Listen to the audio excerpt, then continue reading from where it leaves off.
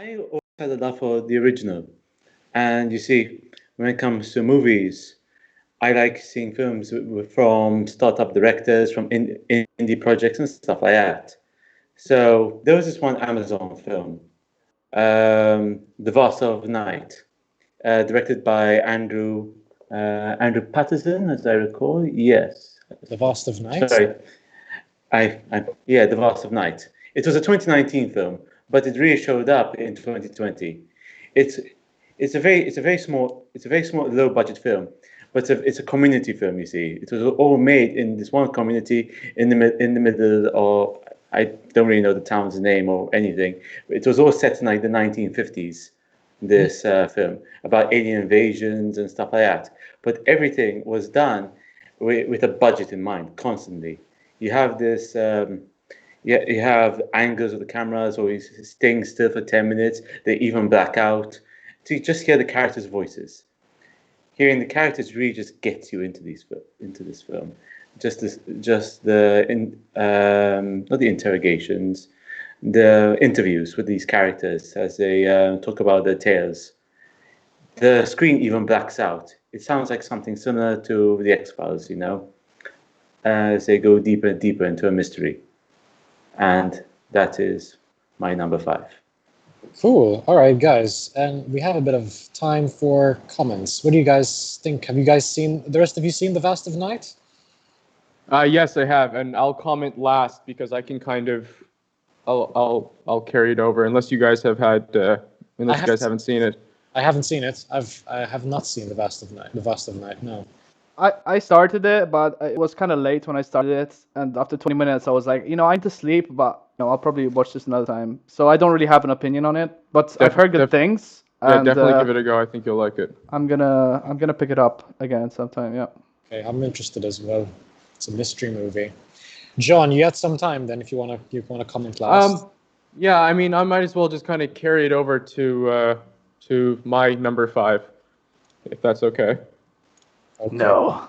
Yeah, it's fine. It's fine. Yeah. I was just gonna say, just before I go on, my top 5 are they're in no particular order, but I'll start with The Vast of Night, since that is on my top 5 as well, and Jeremy had just spoken about it, and I'm glad it made your list, Jeremy, because it was mine as fantastic. well. I really enjoyed it. It was really cool. It was one of those I had very little expectations about. I didn't even know it was coming out until it was released. And in terms of the release date, I don't know if it was scheduled. It's an Amazon original, right? So I don't know if it was scheduled for 2019 and then it just got pushed back to 2020. But I think it's been considered a 2020 release. This movie is it's very creative in its own way. I mean, it's quite a slow burn, but it's a sci-fi thriller drama. High school film in a way as well. This movie, the way it was filmed, it gave me, although this director is not known for these kind of genres, it gave me Robert Altman vibes. The way with these long takes, these tracking shots, even the way the characters communicate amongst each other, people overlapping in dialogue, that kind of thing. It was such a like a very mundane scene was given a lot of energy in a sense, just because there was constant a vocalization, and it was cool how they did it. And then how Jer said, then you went to the complete opposite, where we had these scenes where they were on the, I don't want to give too many spoilers, but they'd be on the phone or on the radio or something, and they would be, everything is toned out except for this person on the other end of the radio or telephone speaking. And they even got to these points where you'd have, like, just an example, there'd be like a very slow push-in on a subject, somebody on the phone, and then all of a sudden the screen will be subtly just go black. And I don't know how they transitioned this. I can't remember, but it was quite smooth, and the screen would go black and just the audio would continue. I don't know. It really worked, and it was actually kept quite an impression on me. So, yeah, that's one of my top 5. Vast of Night, recommended to Dave and James. We'll watch. Okay. No, it says on my list, but yeah, it's good to hear good things about it. It means it's a good reason it's on my list.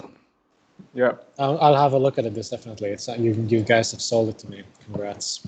Nice. Congrats. Okay then. So it's my Your turn, David. Yeah. This was really hard. I keep switching back and forth. Honestly, I don't know. I don't know what to make about the fifth movie, but I just think that it's more about it's also from a production standpoint that I like this movie, in the sense that you guys are gonna know where I'm going with this one. I already know what it's gonna be. This is gonna be. Oh, this is no, you don't. Yeah, it is. From a Yeah, I do. production standpoint, because let me. Oh, haven't started my own timer. I'm just gonna flat out say it. Hey, you're gonna love this. My number 5 is Sonic the Hedgehog. Okay. Okay, I did not predict that, but okay. I did not predict that. I never played Sonic, and I barely watched any animated series of Sonic. But what I liked about this movie was one of them was the fact that the production team actually went back and fixed Sonic's image after the backlash of how he looked. Again, this is the potential power of fandoms and social media, and how they can actually take control over studios, payments of money and production and whatever. But the movie itself, I just found really enjoyable to watch. Like, I was really surprised because you have an exotic character and you lumped him with a human to be relatable. And usually that stuff is annoying, but somehow the chemistry between Sonic and the humans worked for me. Some of the one-liners were really funny. Actually, some of them, like, I found them particularly clever and not too obnoxious. And Jim Carrey's performance as the antagonist, Dr. Robotnik, was simply enjoyable to watch. The guy is in his 50s and he still has so much energy. The same level of energy he had back in Liar Liar and The Mask. It's just all over the place. This is coming from someone who's never played the games or seen much of the shows. And I don't know if you've seen Sonic. I don't want to give too much away, but Sonic has hinted at bigger things, and if there's more to come on a grander scale in terms of Nintendo, I'd be very curious to see how that turns out. So that's my number 5. Okay, interesting. No, I heard it's one of the better video game movies out there, but honestly, it's not really my thing. Like, I don't really go for these whole like fish out of water CGI character interacting with like live action. I mean, that's a bit of a broad statement, but no, the fact that it has Jim Carrey, I might watch at some point. I just haven't seen it yet. Yeah, but he's great in the movie. He's great. A bit surprising that would be on a top 5 list, but I guess it's up your alley. So I didn't see many movies last year. Yeah, I think none of us have. Not many came out. That doesn't help as well. But there was something about the movie which felt very genuine. It felt very genuine. It felt very earnest. It didn't feel like a product. I don't know. Maybe I've blocked out maybe I've forgotten things because it's been a year. But there was something honest about it. I couldn't quite describe it. And yes, most video game movies are not very good, but this one was entertaining. It was good. By the end of your piece there, you were talking about it promising more or something along those lines. Are you predicting like a Nintendo cinematic universe or something? Is that what you meant by that? Yeah. Yeah, I caught that as well. Okay. Was it a 2020 release? The NCU. Yeah, it was meant to. Good one, James. It was meant to come out in 2019, but then they got delayed it because they had to go back to post-production because some original Sonic looked horrifying. Yeah, there was a huge backlash, and they changed like the 3D model. Yeah, and he looks much more like his old self. All right, cool. Jer, do you have any comments? We have a few seconds left. Well, firstly, Sonic is a Sega property. Roasted. I feel really stupid now. Oh boy! I feel stupid for jumping on that wagon. Well, David, how does it burn? Does it burn like real bad? Let me see it there. Let me see your arm. Instead of Nintendo, then we'll call it the Smash Brothers Cinematic Universe. That's we're going down the dark path now. But yeah, I actually like that film. It was one of the better video game films that came out in recent memory.